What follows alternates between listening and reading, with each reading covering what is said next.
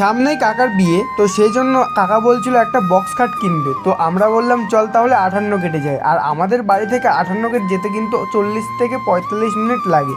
তো সোজা চলে গেলাম 58 গেটে। এবার বলি কেন বলে এই জায়গাটাকে 58 গেট, কারণ এই যে ব্রিজটার উপর দিয়ে যাচ্ছি, এই ব্রিজটার মধ্যে 58টা গেট আছে, সেই কারণে এই জায়গাটাকে বলে 58 গেট। আর এটারই পাশে ছিল ওই দোকানটা। তারপরে চলে গেলাম আমরা বক্স খাটের দোকানে, আর এখান থেকে একটা খাট আমাদের পছন্দ হয়ে গেছিলো, আর সেটাই আমরা বুক করে দিয়েছিলাম। এবার চলে গেছিলাম ঘুরতে, আর ঘুরতে গিয়ে দেখলাম সব জায়গায় মানে লোকে পিকনিক করছে, কারণ 58 গেটের সাইডের জায়গাটা না অনেকটা ভালো, আর এরিয়াটা অনেক বড়। তো এইখানে অনেকেই পিকনিক করে, আর এরকম নৌকা মেরামত হয়, ট্রলার মেরামত হয়।